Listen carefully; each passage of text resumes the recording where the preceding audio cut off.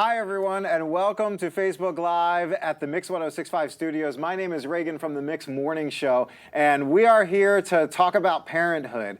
We've got Lanny Dowell from GBMC, a doula at GBMC, and you're also the Doula Coordinator? Doula Coordinator and Parent Education Coordinator. Okay, so we've got a lot to talk about. Parenthood, it's a little frightening. I kind of have jumped in the last few months, and my daughter Adeline is 3.5 months old. Congratulations. Thank you. She's not sleeping all the time, and we're trying to figure out, is it a growth spurt? Is it nursing? Does she just need comfort? You know, those are the type of things. We'll get to those questions in just a second, but if you have any questions for us, you can type them just in the comments. We'll get to them, get to them, and get to a lot of different various questions about parenthood. So, but first, can you tell us a little bit about your job and what you do? Sure. So I have been with GBMC for 22 years in August, and it is my home away from home. Absolutely love it. I run the parent education and doula program. We have a breast pump rental station. We do car seat installation appointments, pretty much everything from soups to nuts. We have a lactation supply retail store, which carries nursing bras, nursing paraphernalia, a little bit of everything. And I specifically work and set up appointments with parents in labor and delivery and postpartum.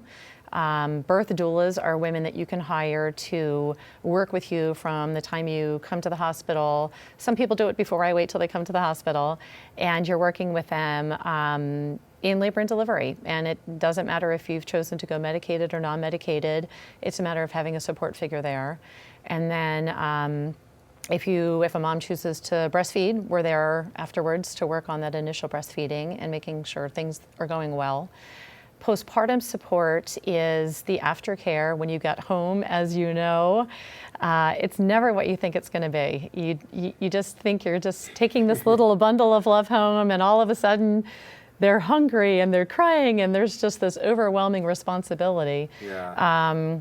And our job is to really go in there and try and set up a schedule, run your household for you. We do infant care, sibling care, meal preparation, light housekeeping, errand runs, walk the dog, overnights, and say, you sleep, we'll bring the baby to you when it's time for feeding.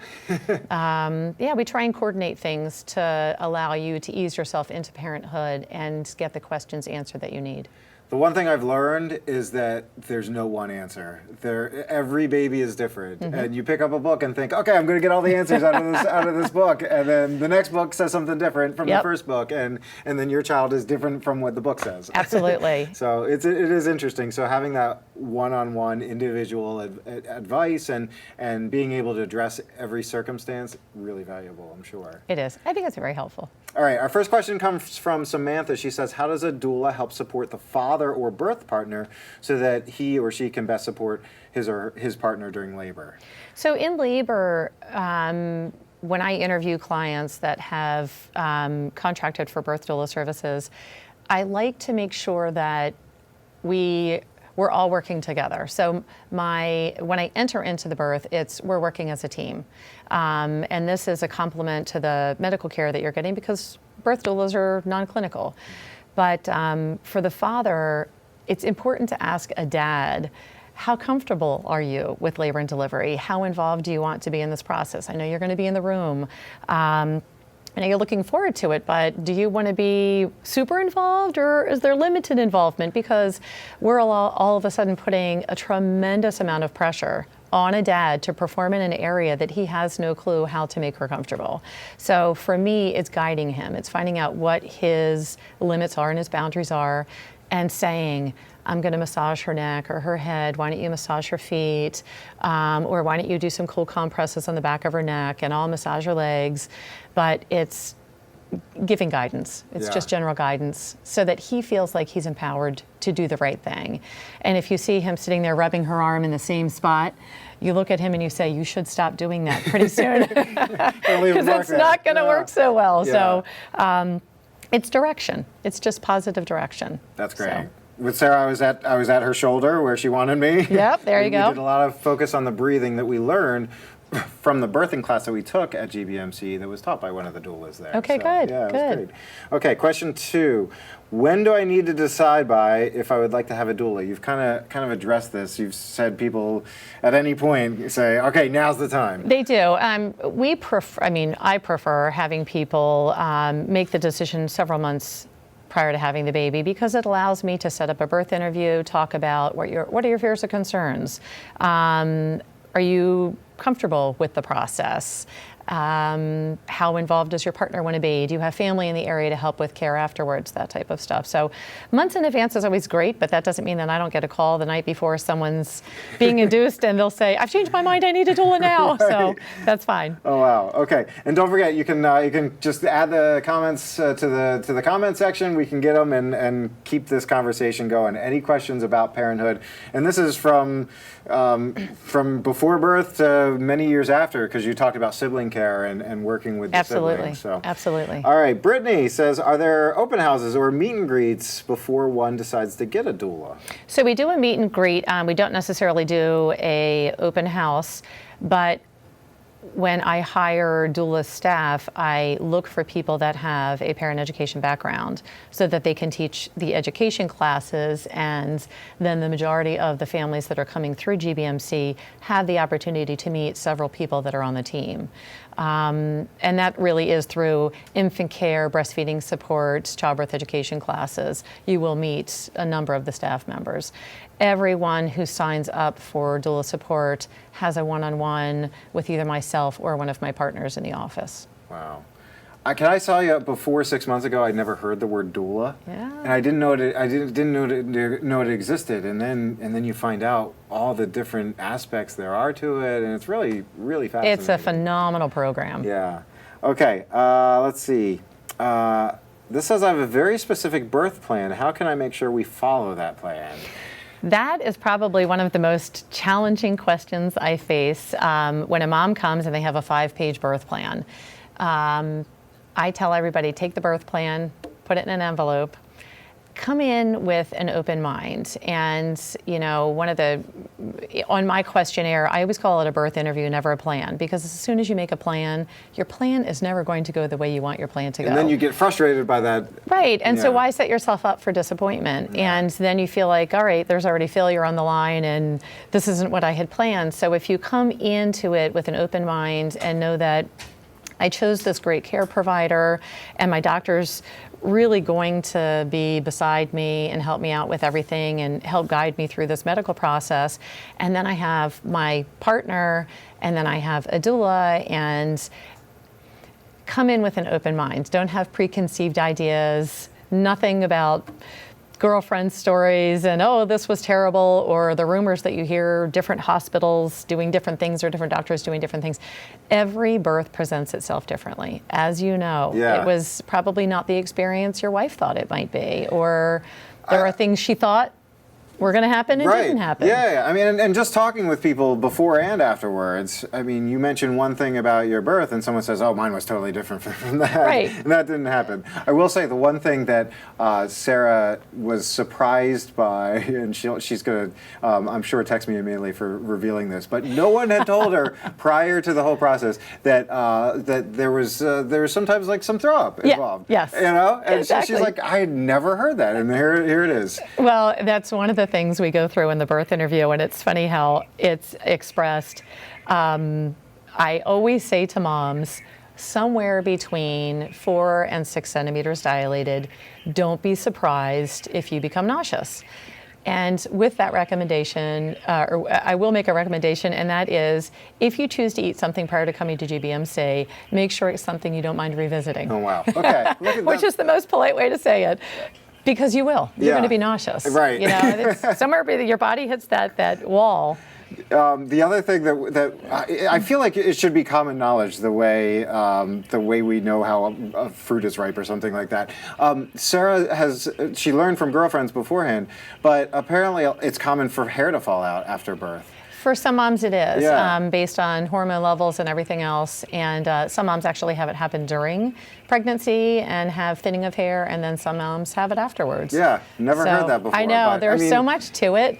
And I think if it affects one person but doesn't affect another person, moms start talking, or we live in the age of Google now, and everybody over Googles and over YouTubes a lot of information.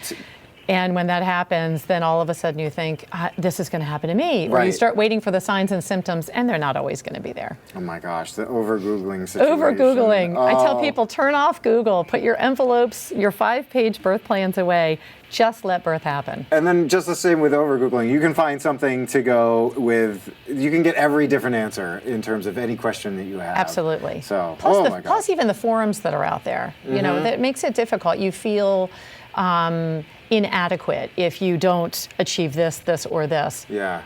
You're a parent. You're doing your best. Yeah. All right. Let's see. This says, I'm looking into birthing classes and saw the born free option. I would really prefer to go non-medicated during the birth of our son. However, I'm also not looking to be a hero. I'm wondering if it would be frowned upon if I proceeded as if I was going to go the non-medication route, but then got the epidural anyway if something went wrong. Absolutely not. Again, preconceived idea with doulas is that it's all about going non-medicated. I will not allow my instructors to use the word natural in any of our childbirth education classes. And I don't care how a baby is born. You've eaten well, you've driven slower, you've done everything you can to grow this amazing baby. Yeah. And that's a really natural process. It doesn't matter how the baby comes out. The whole point is you've done this amazing process by yourself or with assistance from your medical care providers, and come into it with an open mind. If your goal is to go non-medicated, you probably can reach that goal. And if you get to the point where your water breaks at midnight and you've worked all day and you're exhausted, don't set yourself up for disappointment. Probably around 4 or 5 a.m. you're going to be waving the white flag saying, I'll take my epidural. Yeah. I mean, I was non-medicated with my first, and with my second one, I said, I'm not going to do that trick again. Wow. So yeah, it definitely makes a difference. I think in this question, there's a lot of what moms and dads are going through is this fear of doing the wrong thing. You can't do the wrong thing if you're listening to what your body's telling you. And if your body's saying I'm tapped out and it's time, it's time. There are times where I see moms really struggling with that. And it's almost like you just kind of need to help them off the fence. And you say, there is peace in the world. It's all good. You're going to have a baby. And wasn't this the goal 9 months ago? 9 months ago, you weren't thinking about all the obstacles you were going to present yourself with. You were thinking about, we're looking to build our family. So why are we all of a sudden creating obstacles last minute? Don't. Wow. Well said. All right, we got some live questions. Let's see if we can find them through the. Oh, look at us! Yeah. I lost the feed. Let's find that. My wife, in the meantime, is asking.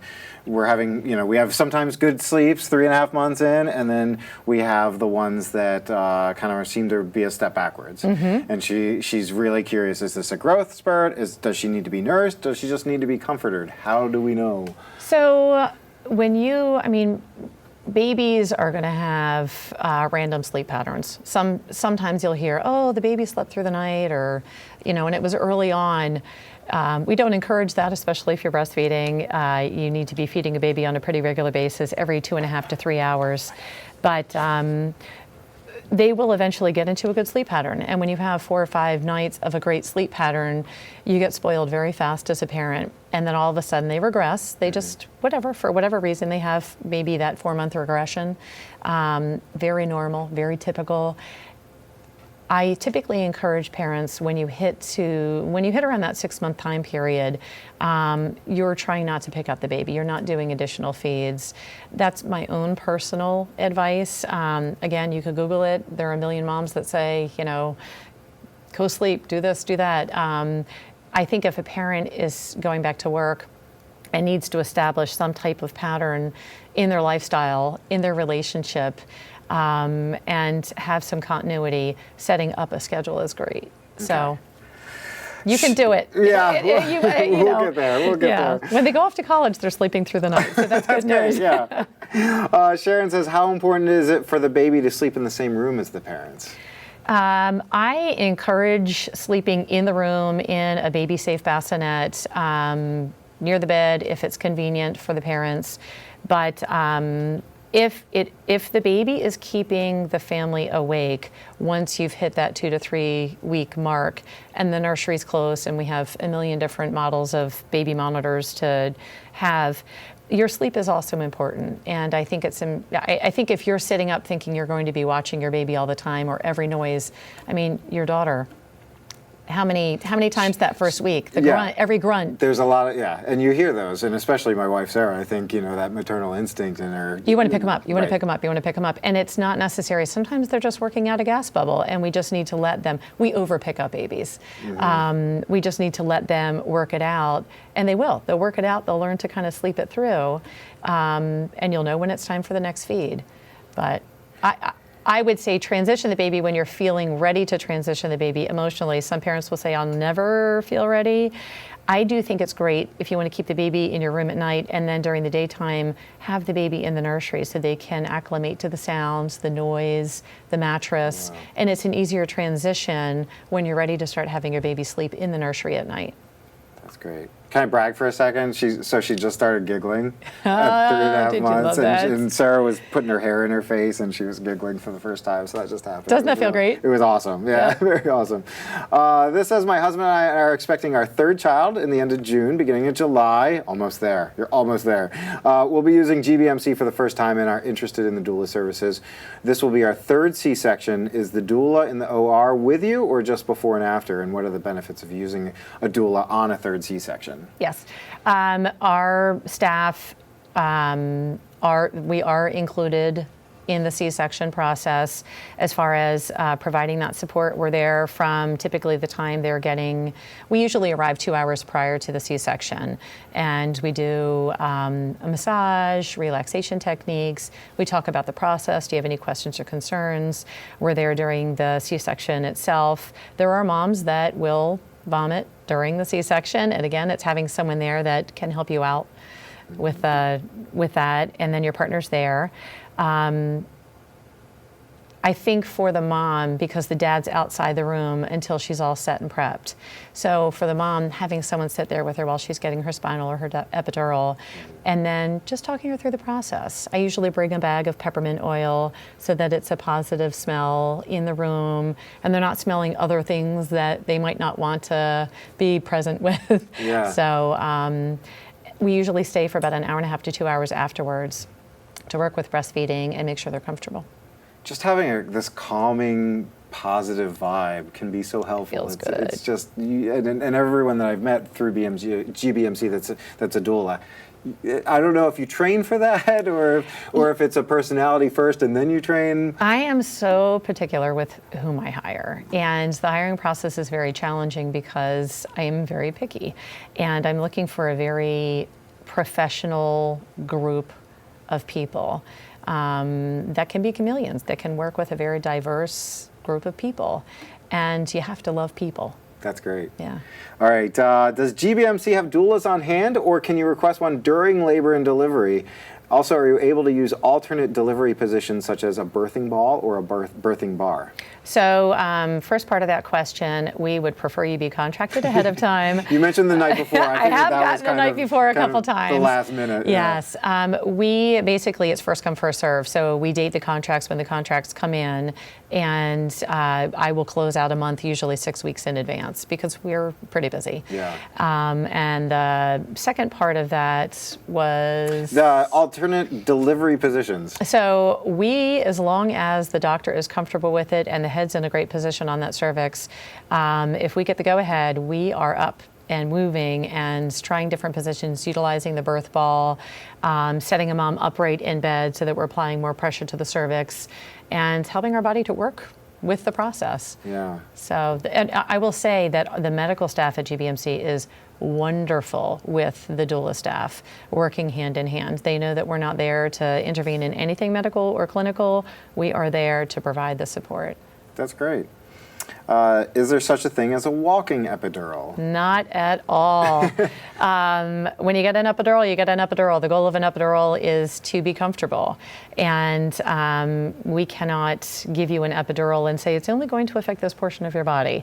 It's going to affect about midsection, and your legs are going to be tingly and numb, which would put you in a very dangerous situation to even try and take a step. I feel like there's this belief that there is a walking epidural. Where would that have come from? So there is a spinal procedure that can be done for back issues, and it is classified as the walking epidural, but it's basically a medication that goes into a certain area of the back, and I'm not very familiar with it, but you're not getting this for delivery. You're not getting that for delivery. Good to know. Totally different. All right, let's see, another question on the Facebook. What is the best time for sleep training a baby who refuses to go down awake and still eats every 2 to 3 hours during the day?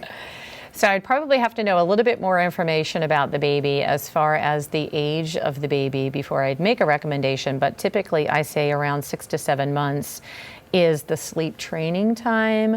And you also, there's a formula that you can use to get an idea if your baby is getting enough. You take the baby's weight times 2.5 divided by the number of feeds within a time period. So let's just say right now your baby's having 8 feeds a day. You take her weight times 2.5 and then divided by that 8, and it tells you how many ounces per feed she would be getting. So if you went out for a night and you wanted to leave milk, that's about how much you would leave. Okay. Again, I hold off on sleep training until probably that 6-month time period. So I would recommend that mom contact me via email or through Facebook, and I can give her some more information for sure when I know a little bit more about the baby. What's wild, from my perspective, is a lot of moms are going back to work at 3 and 4 months, and sleep training's not till 6 or 7 months. That's exactly right. So that's a couple of difficult months. It is, but it's amazing how quickly did you all adjust when you. 2 hours of sleep all of a sudden was like nirvana. And you'll say to each other, I slept for 2 hours last night. That was the most amazing night we've had. Right. Little 2-hour increments, right? And then all of a sudden it spreads to 4 or 5, and it will continue to spread out. Okay. It will. All right, let's see. Back to the live questions. Got a couple of, I'm only seeing a few of these questions.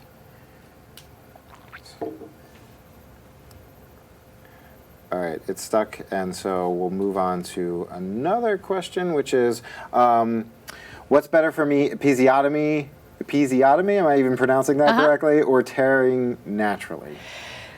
So there's this is one of the probably online political questions between moms, and there are a couple of those.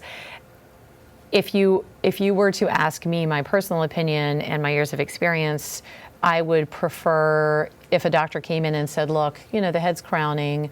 I can see that, we've got some give, but it looks like you are either going to really tear, or we can do a small little snip here and just give enough space for this baby's head to come through. I would probably opt for that.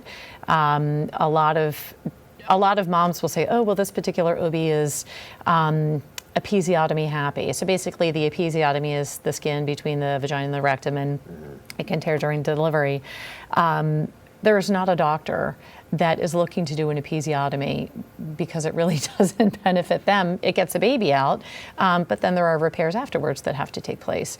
So it's additional time that the doctor is going to be there. We would prefer, obviously, not having a mom with a lot of damage. This says, if a mom is planning on returning to work after 12 weeks, what's the best time to start pumping as opposed to exclusively breastfeeding? I usually recommend pumping once your milk is well established and you're no longer engorged. And the best time to do that is start building up or saving up some of that milk around 6 weeks. Some moms will start doing it earlier, but we don't want to. Breast milk is all supply and demand. So we don't want to pump and tell our body we need more than what we need.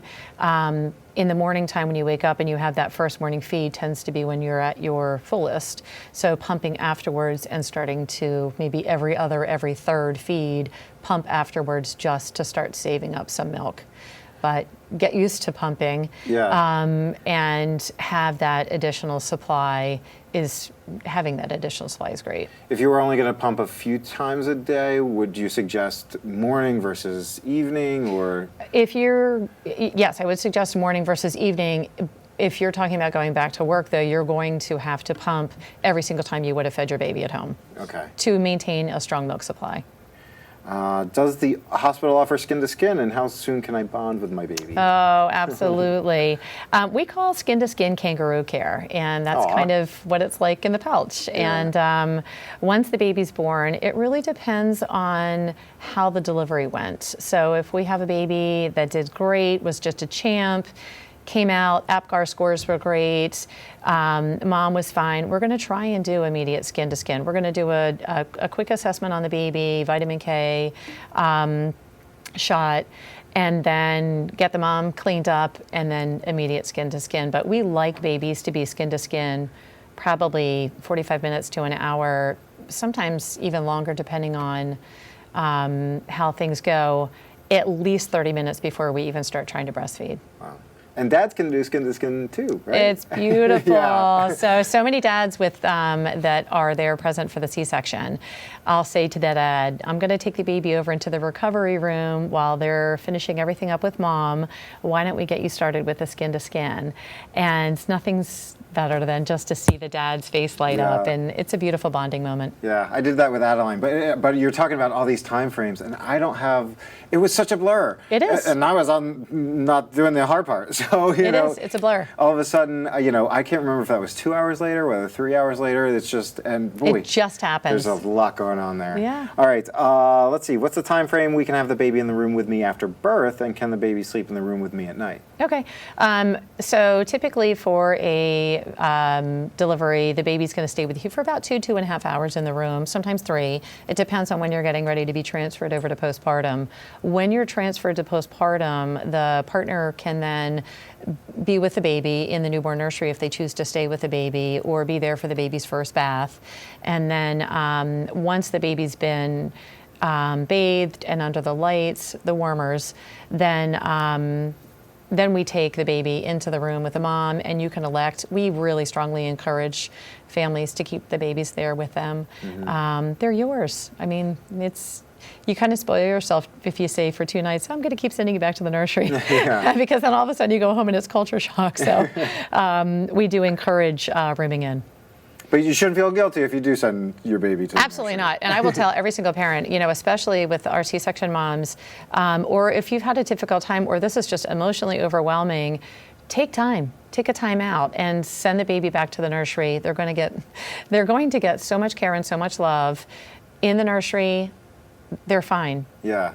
Take a breather. Get some rest if you need to get some rest, which is why we have our newborn nursery set up. A lot of this stuff goes back to guilt and making sure you're not doing the right, make sure you're doing the right thing. Yes. Let yourself off the hook. You have 18 years legally to bond with this child.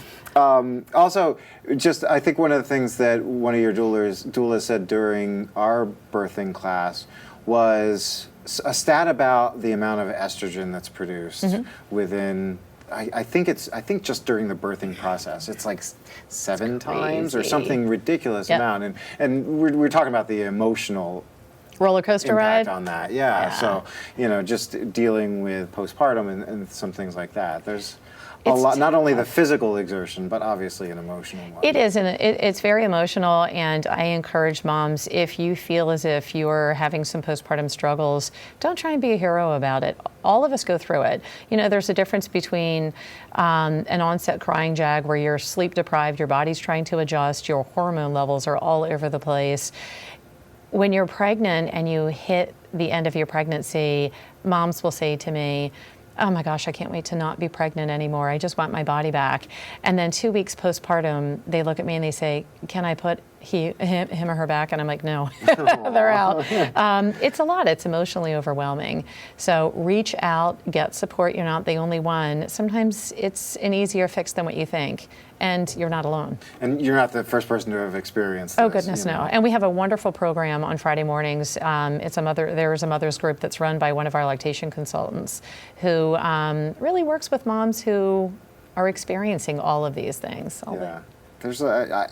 from the outside, I can't even imagine the whole process with the physical and the mental. And you're coming home with a human being. And to adopt a pet, imagine what it's like. I mean, you have to go through paperwork and documents and home interviews and everything else. Here we've just had a human being, and we're bringing this child home, and we have to feed them and clothe them and bathe them, and it's a lot of responsibility. And to me, there was a wildness with, for 48 hours, Sarah has all this attention with nurses and all this, and Adeline for 48 hours has a nurse, and then it's see ya. Bye.